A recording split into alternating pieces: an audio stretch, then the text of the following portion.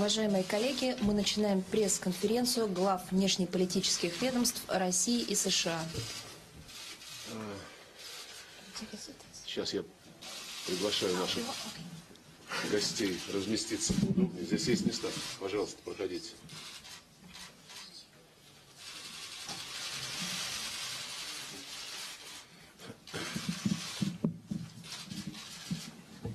Добрый вечер. Это был длинный день. Мы провели переговоры с государственным секретарем Соединенных Штатов Америки Рексом Тиллерсоном. И только что состоялась продолжительная a long conversation with President Vladimir Putin of Russia. It has lasted for more than 2 hours. The negotiations have proved to be substantial and very frank. They have comprised the whole gamut of issues of importance to our bilateral relations as well as our interaction in the international arena. We have taken note of the fact that the current stage of our relations as well as the international situation as a whole are not the most calm ones. There are certain issues that have been inherited, so to speak, as time bombs from the previous administration, the Obama administration. We are being realistic, and we do understand that in order to overcome these obstacles, we have to make efforts, and we seek to do that. We understand that our American counterparts are going to move towards us as well, and our President has reaffirmed our will to do that. We see that attempts at preventing our cooperation. There are even attempts at escalating the confrontation, but we do not believe that this is an astute approach. We do understand that if Moscow and Washington cooperate, this is for the benefit not just of our nation, but also for the sake of the whole world. We have reaffirmed that we both seek to fight without any compromise the international terrorism. This issue has been raised by our presidents in the course of their telephone conversations, including their telephone conversation on April the 4th in the night when President Trump called President Putin in order to express his condolences on the terrorist attack that had taken place in St. Petersburg. And in the context of fighting international terrorism, we have talked about Syria, of course. We have touched upon the incident that took place after April the 4th, when in the environs of Idlib in Syria, chemical weapons were used. We have talked about the ensuing missile attack of the U.S. against the air base on April the 7th. We have stated our position on many occasions. Today we have said that there needs to be a very thorough investigation into this incident, which has become the subject of many speculations. Russia has spoken in favor of drawing the attention of the OPCW in The Hague to this incident, saying that the OPCW has all the necessary competences and powers to look into this incident. There's been an official letter by the Syrian government to the UN and to the OPCW with a request to dispatch as soon as possible a group of experts in order to conduct an unbiased and frank investigation both in Idlib as well as at the airport, the airbase that was struck. We have taken note of the American counterparts' willingness to support such an investigation. We do hope that the powers the UN and the OPCW have are going to be resorted to as soon as possible. In this context, we believe it's going to be counterproductive to try to adopt a resolution at the UN Security Council which would be not dedicated to investigating the incident, but more legitimizing the accusations against Damascus. We do have some arguments, but we're not trying to impose anyone on anyone. We want there to be a frank investigation. We have also talked about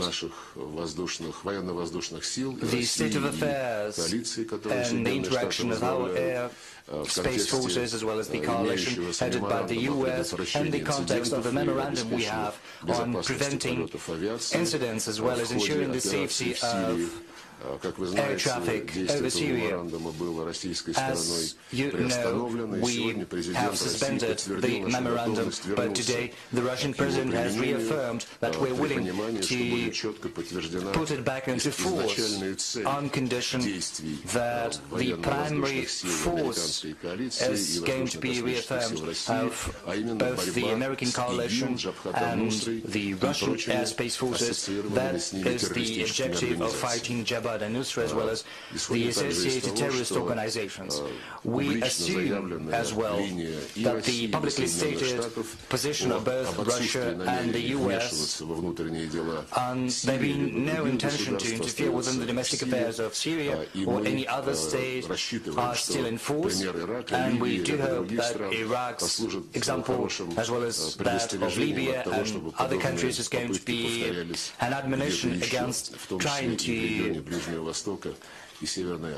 recreate the similar attempts anywhere else, including in Northern Africa. Let me say once again that we are willing to achieve an absolute defeat of ISIS as well as all the other terrorists. This is our common objective.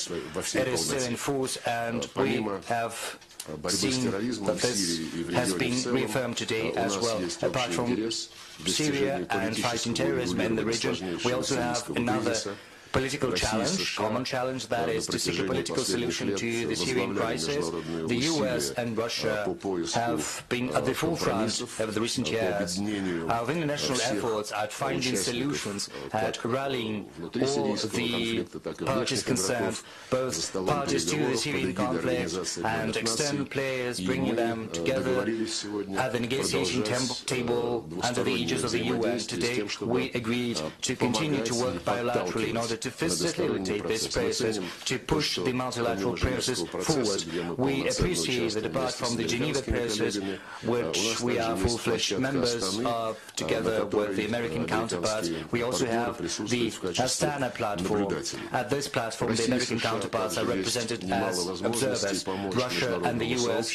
have other opportunities to help the international community settle the conflicts in Libya, Yemen, and last but not least, try to find common approaches to break the stalemate around the Israeli-Palestinian settlement. I do hope that our ongoing contacts to that end are going to be fruitful. We also have another matter on our agenda, and that is Afghanistan. As you know, over the last 2 years, there have been different formats resorted to seeking to rally an external support for the Afghan settlement. One of these attempts, one of these avenues we pursue is going to take place on April the 14th in Moscow. A meeting has been scheduled for the so-called Moscow format, which is going to be attended by Afghanistan, its neighbors, including Central Asian republics. The American counterparts representatives have also been invited to this meeting. We do hope that they're going to be able to participate in these meetings. We have also touched upon the Ukrainian crisis. We've got a common approach. The Minsk agreements of 2015 are to be observed and respected. We have also recalled how under the previous U.S. administration a bilateral consultation channel had been fostered between Moscow and Washington to supplement the N4, and we have felt the interest of the current administration resuming bilateral contacts in this dimension so as to help find practical solutions to implementing the Minsk agreements to the full. We are going to welcome these efforts. We are ready for them. We have also talked about the Korean Peninsula, which is a source of concern for all of us. Both Russia and the U.S. speak in favor of rigorous observance of the UN Security Council resolutions to that end. We have also talked about how we can find a way out of the confrontation spiral, which would allow us to create the necessary conditions for a negotiating process to settle the nuclear issue of the Korean Peninsula through diplomatic and political efforts. It has been pointed out that Russia and the U.S. have a particular responsibility for the military and political security both at the regional and international levels. We've compared notes with regard to implementing the strategic stability treaties such as the arms reduction treaties which are in force between our countries. We have agreed to overcome sort of a pause that we have been witnessing in these processes. Well, the White House team has changed and it's quite natural. We do hope that our contacts on strategic stability and arms control are going to be resumed. They're going to be held in a business-like manner, pragmatically, with a view to observing rigorously the agreements we have reached. We have touched upon our economic ties. We see that there is an interest among business circles on both sides to build up our cooperation, to buck the negative trend which we've been witnessing in trade and investment due to objective and subjective reasons. We, for one, have promised to support the business initiatives on both sides. We'd like these efforts to get the support of both the Russian government and the U.S. administration. There is another agreement. We have agreed to designate special envoys both from the State Department of the U.S. and the Russian Foreign Ministry. These envoys are going to have a pragmatic conversation about the irritants, so to speak, that have piled up in our relations under the Obama administration primarily. I believe that should both sides demonstrate a pragmatic approach to this avenue, then it's going to yield results and will help improve our relations as well. On the whole, I believe we all understand how difficult is the situation in our relations as well as in the world as a whole. There are many who would like to give a try at using the current communication technologies and cyberspace and the virtual reality. We know that there are people who abuse the opportunities presented by the modern technologies. They're trying to use these technologies to their advantage, to pursue their goals, which are far from decent. But luckily both in the US and in Russia there are enough people who will be able to separate right from wrong and who will be guided by the fundamental interests, not just short-term interests, of both our peoples as well as the international community as a whole. In brief, this is my takeout from the negotiations that have taken place. Despite all the issues, both objective and artificially created, we still have many prospects for cooperation. Russia is willing to cooperate with the US to be engaged in dialogue, not just dialogue, but also common approaches and common actions to pursue the interests of both countries. We will look forward to the U.S. reciprocating our approach, and I do hope that the many hours that we've spent with Rex Tillerson together, as well as with the President of Russia, have not been spent in vain. We understand each other better after the talks today. We do hope that these contacts will be followed up by us, as well as by our staff and by other government agencies of both the Russian government and the U.S. administration. Thank you.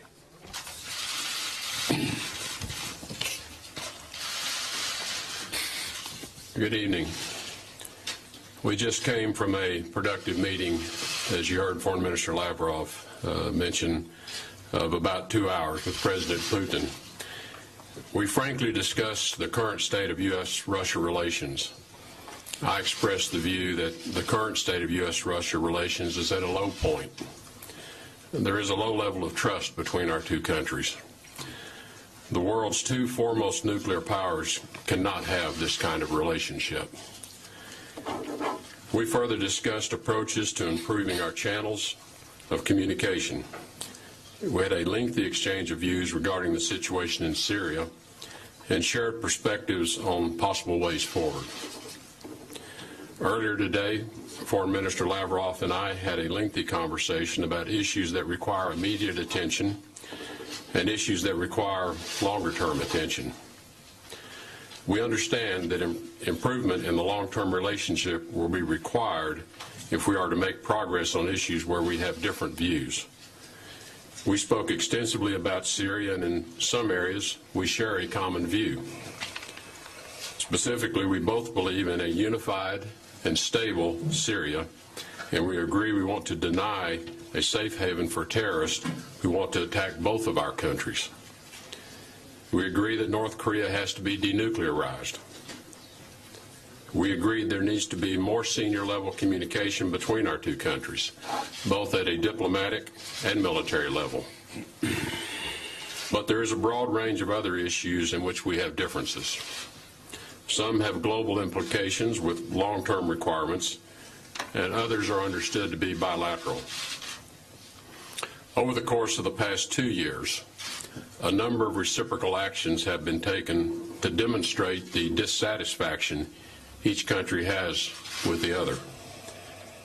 We need to attempt to put an end to this steady degradation, which is doing nothing to restore the trust between our two countries or to make progress on the issues of the greatest importance to both of us. We've agreed to establish a working group to address smaller issues and make progress towards stabilizing the relationship so that we can then address the more serious problems.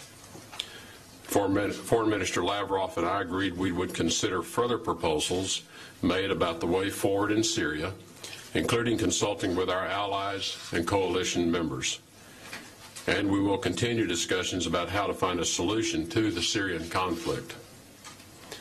We also discussed current threats posed by the North Korea's the regime's ongoing development of their nuclear program, and the constructive role Russia can play in encouraging the regime in North Korea to change its course so that we can create the conditions for talks regarding the future. On Minsk, we consider the importance of the accord. Russia can make progress in the implementation by de-escalating violence and taking steps to withdraw separatist armed forces and heavy weapons so that OSCE observers can fulfill their role. Until full progress is made under the Minsk Accords, the situation in Ukraine will remain an obstacle to improvement in relations between the U.S. and Russia. I thank the Foreign Minister for a productive round of discussions, and I look forward to future conversations. Thank you. Уважаемые коллеги, мы переходим к вопросам. Пожалуйста, телеканал Россия 24. Now we get down to questions. Russia 24, please. Здравствуйте, Анна Балдина, телеканал «Россия 24». Вопрос прежде Anna всего Baltina, господину Russia Тиллерсону. 24. Мы в последние Question дни to слышали из Вашингтона не Tillerson. только противоречивые, Over но the и, скажем last так, days агрессивные from Washington, заявления. we've been Я имею в виду hearing заявление господина Трампа, contradictory который в интервью and назвал aggressive президента statements Асада like животным, Mr. и заявление Trump's представителя calling Белого дома Mr. господина Спайсера, Assad an который animal, as сравнил well as Асада с Mr. Гитлером, но допустив Spicer's оговорку, что Гитлер не применял saying, химического who оружия. compared Скажите, как эти заявления Mr. Assad способствуют to Mr. целям Hitler, who дипломатии, said that Mr. и Hitler когда риторика может never измениться? used Спасибо. the chemical weapons? Do you think the rhetoric can change, and is it helping the diplomacy or not? Thank you. Well, I think the perspective from the United States, supported by the facts that we have, are conclusive. That the recent chemical weapons attack carried out in Syria was planned, and it was directed and executed by Syrian regime forces. And we're quite confident of that. This is just the latest in a series of the use of chemical weapons by the Assad regime. And notwithstanding their use on more than 50 occasions of chlorine bombs and cluster bombs and other types of weapons that are intended to maim and kill in the most horrific ways. So I think the characterization is one that President Assad has brought upon himself. Я должен буду два слова добавить. Это очевидно. I'll have to add a couple of words. It's quite evident this is a topic with regard to which we have differences of opinion. Russia insists that there needs to be an objective investigation. In 2013, the U.S. and Russia initiated the elimination of serious chemical weapons, and record terms. We had prepared the necessary agreements at the OPCW in The Hague, as well as in the Security Council of the UN. There have been reports from the OPCW which state the progress that has been achieved in eliminating the full stock of the chemical weapons the Syrian regime has. The reports also state that the number of places where the chemical weapons were stored were under the control of extremists.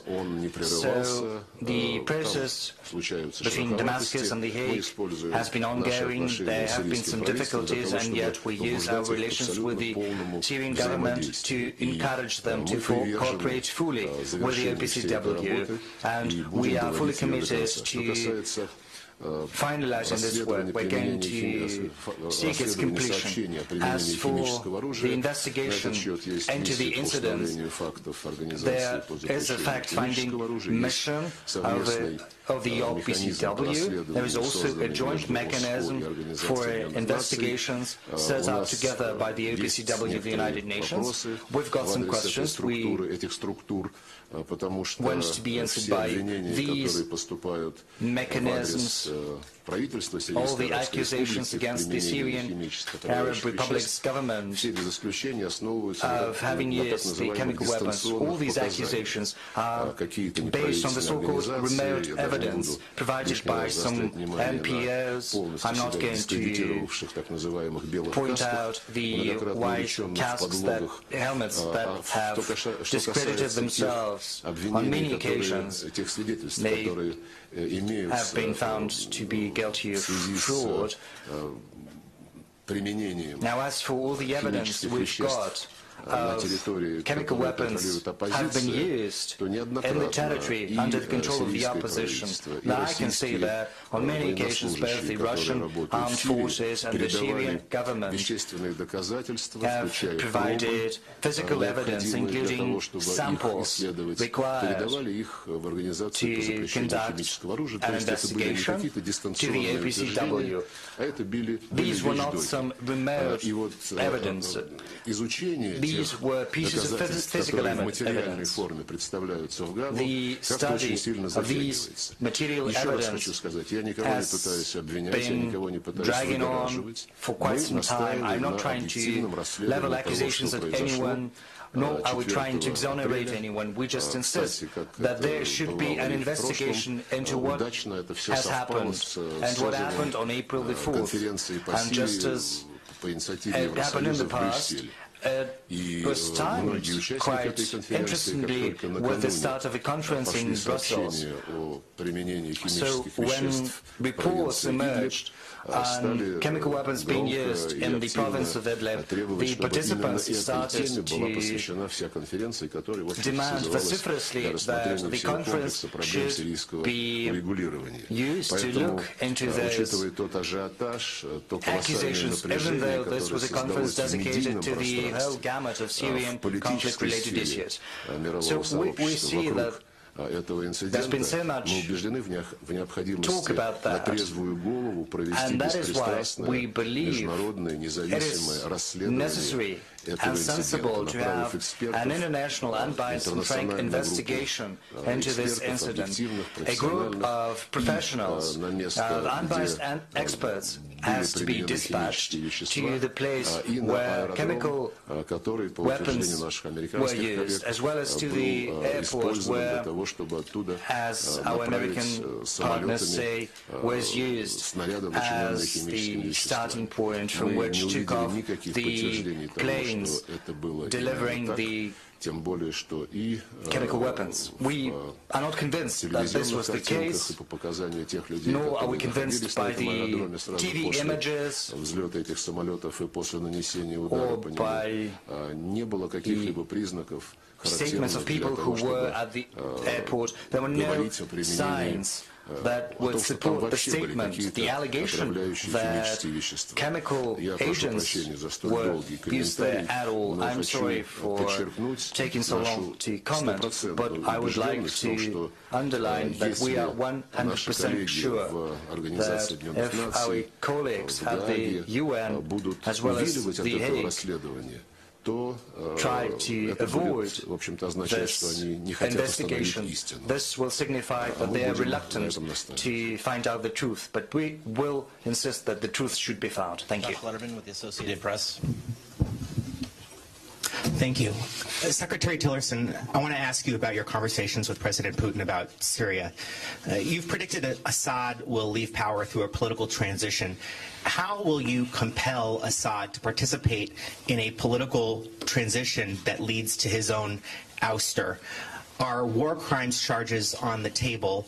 And how long will the United States wait for Russia to come around?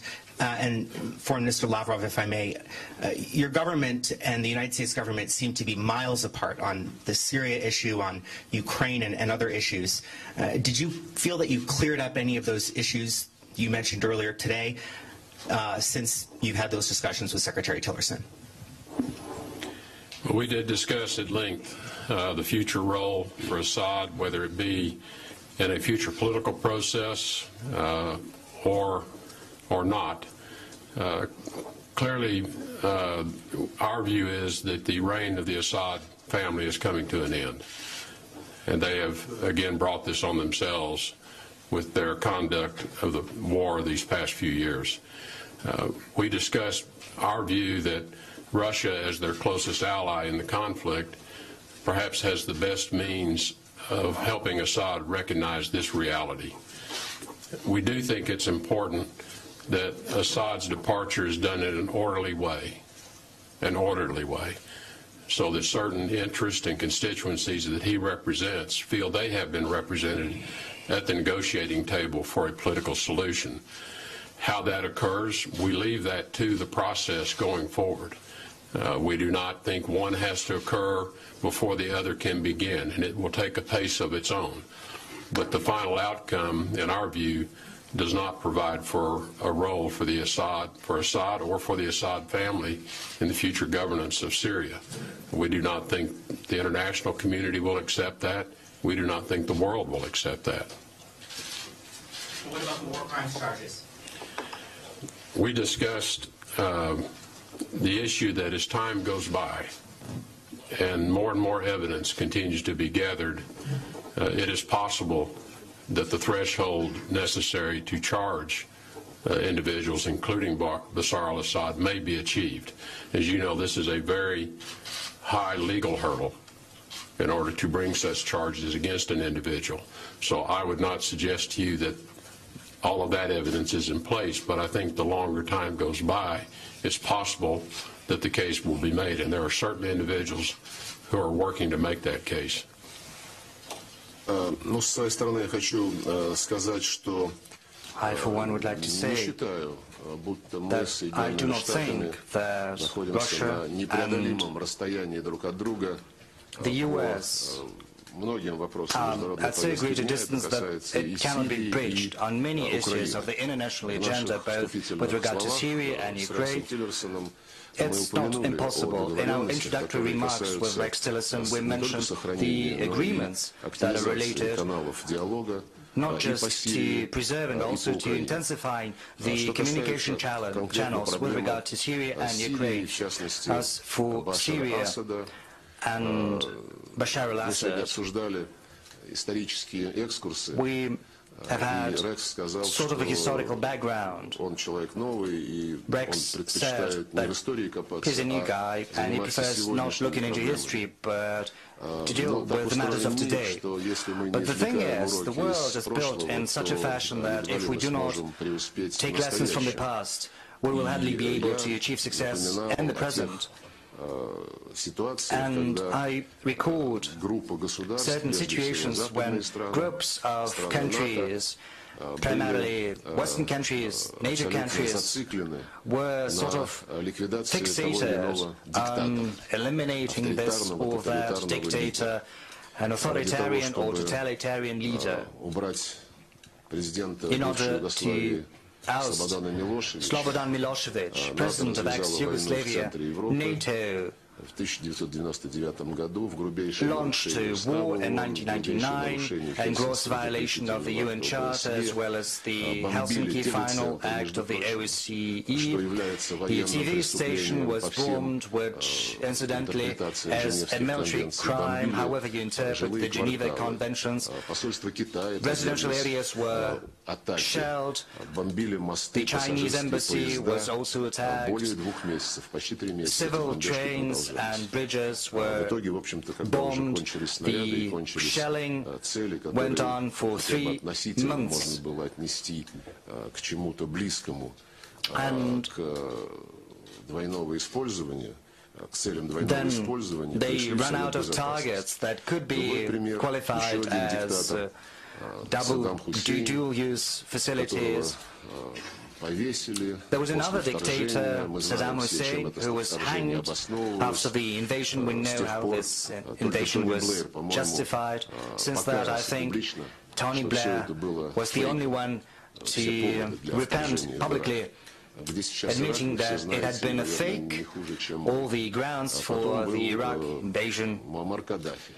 There was another when Muammar Gaddafi, it had been said that there was no place for this dictator in his country. It was said that democracy would prevail, but we know full well what is happening in Libya right now. The Libyan statehood is all but non-existent. Our president talked about that yesterday with the Italian president. Right now we're trying to restore the Libyan statehood through the process of national reconciliation. We're trying to put an end to the situation in which this country turned into a channel of human trafficking, as your media have reported today. Incidentally, there are other examples, not so recent. The president of Sudan, Omar al-Bashir, there has been a warrant for his arrest issued by the International Criminal Court, and several days later the Obama administration decided that in order to settle this problem, Sudan had to be split into 2 parts. South Sudan was established, and the Obama administration tried to help them secure Omar al-Bashir's agreement to this splitting up. President Bashir held his end of the bargain. He cooperated. Sudan was split into 2 parts. in accordance with the Obama administration's plan, and right now Washington insisted that sanctions should be introduced against the country they helped create.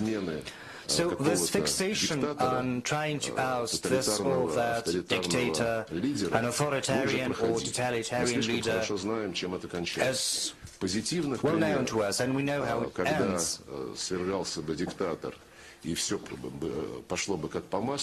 successful ouster of a dictator is for me very hard to remember. If you have any examples, I'd be glad if you could share them with me. On Syria, as our president has stated on many occasions, we are not trying to put our hopes on anyone or on Bashar al-Assad or anyone else, as they do in Libya right now. We want them to sit at one negotiating table. As the UN Security Council resolution states, they have all to gather together. This has to be an inclusive intra-Syrian dialogue.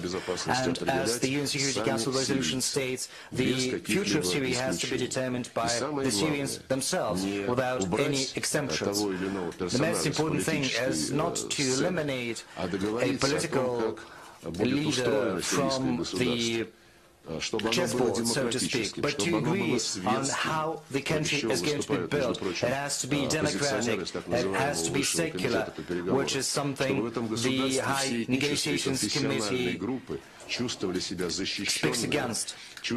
All ethnic and religious groups have to feel safe, have to feel represented at government agencies, and only if such a consensus is achieved, which has to be done through elaborating a new constitution, will the issues related to certain personalities be settled very efficiently without any tragic consequences either for the country or for the people. Thank you.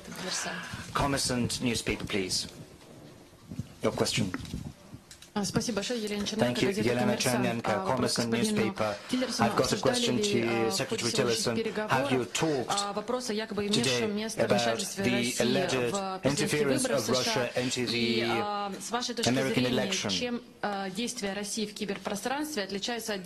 what way do you think Russia's actions are different from the American actions in cyber security? In accordance with what the American media say, we know that the Iranian nuclear program was compromised by American-created Stuxnet virus. Right now, the U.S. is trying to prevent the North Korea from happening using the same means. And another question to both ministers. A working group has been set up. Are you talking about resuming the work of the bilateral presidential commission? Do you plan to do that? Thank you. We touched only briefly on the issue of cybersecurity, and in particular on the challenges that it is placing on everyone in terms of a new threat, an emerging threat. But I think I do make a distinction when cyber tools are used to interfere with the internal decisions among countries as to how their elections are conducted. That is one use of cyber tools. Cyber tools to disrupt weapons programs, that's another use of the tools. And I make a distinction between those two. Clearly, this is an issue that has emerged in our time, for which we have yet, as an international community, come to some conclusion around how we want to respond to that. And so there will be further discussions, and it is on the agenda, and it is in the agenda that Foreign Minister Lavrov passed to me for us to have further discussions in the future. I can only confirm that we are both interested in close cooperation on fighting cybercrime. You have probably heard, we said that on many occasions. 18 months ago, in October 2015, we proposed to the Obama administration, given its concern about the activities of the so-called Russian hackers they started to pursue over the world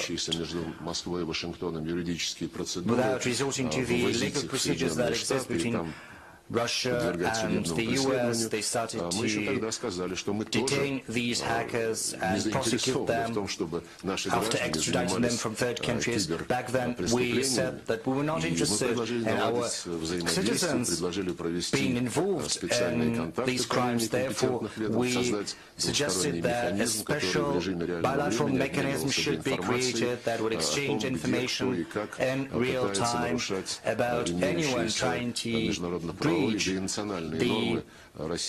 international or national norms of both Russia and the U.S. The Obama administration refused this proposal of ours. They didn't respond, but then at the end of the Obama administration in November last year, they proposed that we should meet. Certainly, our relevant government agencies agreed, but at the last moment, the Obama administration changed their mind because they were probably very, very interested in undermining the American-Russian relations before the arrival of new administration in power.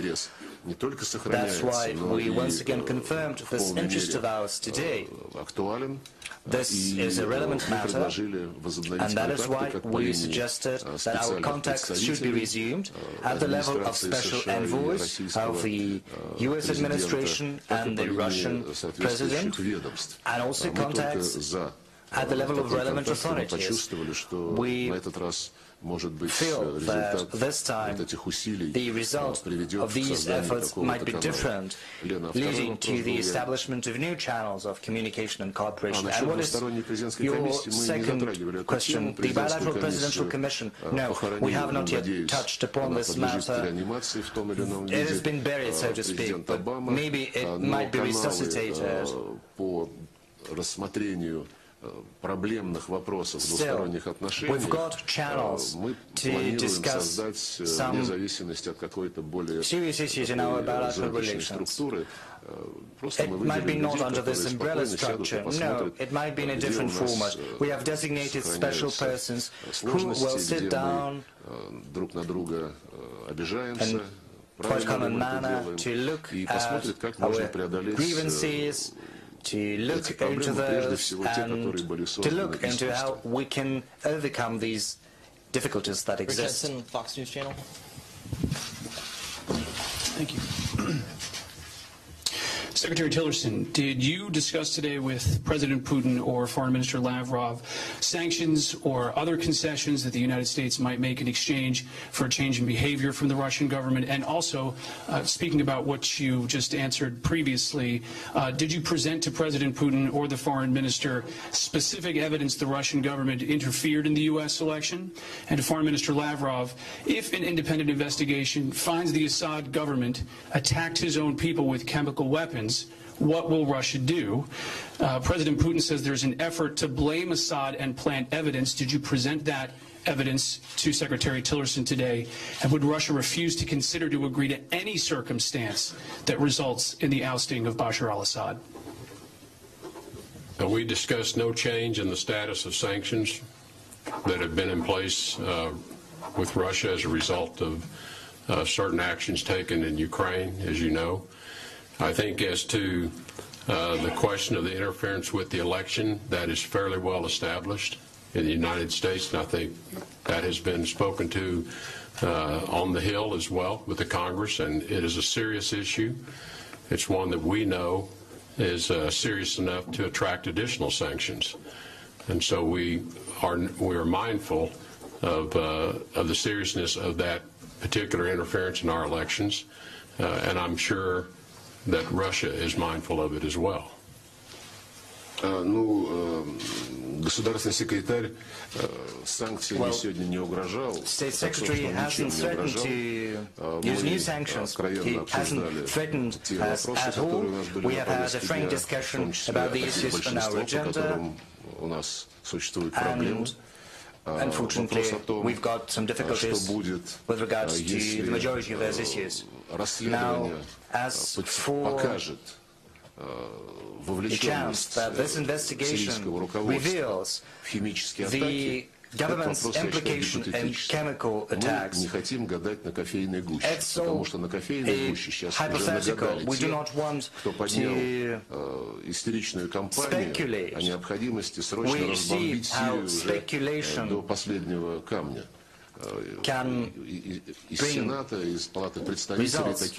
We see some hysterical statements from the House of Representatives, from the Senate, after the airstrike against the airbase. We do not want to speculate on what's really important, on the serious matter of the use of chemical weapons, on trying to exonerate anyone, on the attempts at staging an attack with the use of chemical weapons. What we want is to establish the truth and full compliance with American legislation, the Russian laws, the legislation, the laws of any normal country. But the principle of innocent until proven guilty has to be respected. Today, we send an appeal to The Hague to conduct an unbiased, transparent investigation. But should there be attempts at dragging on this investigation, we'll have to make the necessary conclusions. Now, as for the allegations that the U.S. government has irrefutable proof that we interfered with the electoral campaign, I have to say once again that we have not seen any facts, even hints at facts. We have not seen any evidence. No one has shown us any evidence, even though we have requested on many occasions that this evidence has to be produced to us to support the allegations, the accusations we hear. We do understand that there are many people who want to undermine our relations, to pursue their internal or external political interests, but these are just games with evil ends. We want to hear concrete proof and then we'll respond accordingly. Thank you. RIA Novosti, please. Good evening. RIA Novosti agency. Polina Chernysova, question to both ministers. The U.S. has sent a strike group with an aircraft carrier.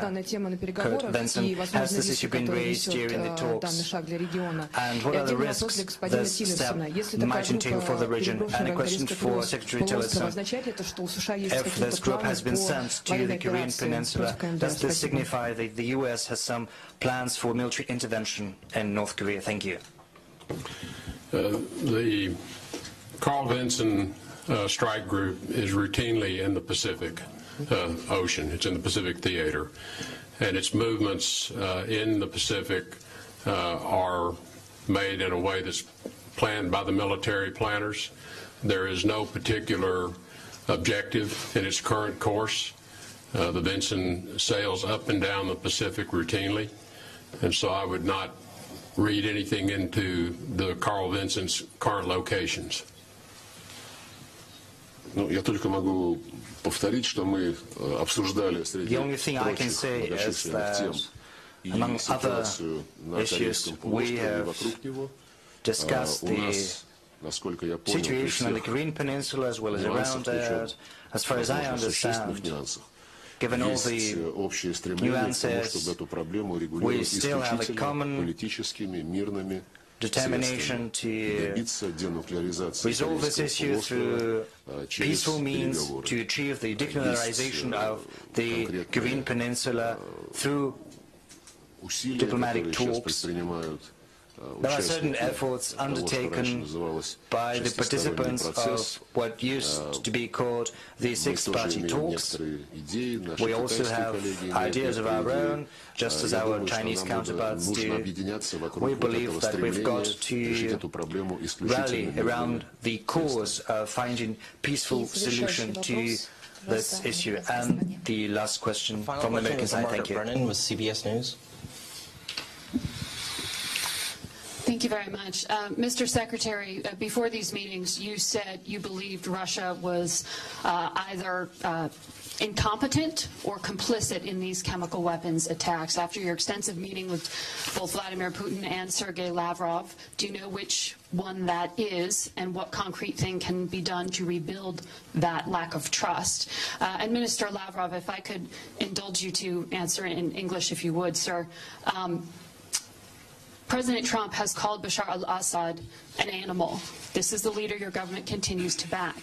Can you tell us how long Russia will be willing to risk the lives of its soldiers and spend its money to protect him? With respect to Russia's complicity or knowledge of the chemical weapons attack, we have no firm information to indicate that there was any involvement by Russian forces into this attack. What we do know, and we have very firm and high confidence in our conclusions, that the attack was planned, carried out by the regime forces at the direction of Bashar al-Assad. Могу только подтвердить еще раз, что I can only say once again that just as in the case with the so-called Russian hackers and the chemical incidents in Syria, we would very much like to get some concrete evidence, not just words. So far, we have not seen any facts. And let me highlight once again. In Syria, we are acting at the request of the legitimate government of the country which is a member of the United Nations. This country is under no sanctions of the UN Security Council. We are acting there in order to fight terrorism. And it is in our interest to prevent Damascus from being engulfed by ISIS and the al-Nusra Front. If you look at the facts, over the last 18 months, the coalition set up by the Obama administration did almost nothing to achieve the objective that it had stated when being established. It had not fought consistently against the al-Nusra Front or ISIS until the Russian airspace forces were deployed in Syria. And even after this deployment of our forces, the U.S.-led coalition under the Obama administration only performed strikes against certain posts held by ISIS, and it was always sparing the al-Nusra Front, and we've got some suspicions. We think that the al-Nusra Front is still chaperoned and spared to resort to Plan B, to overthrow the Assad regime with force.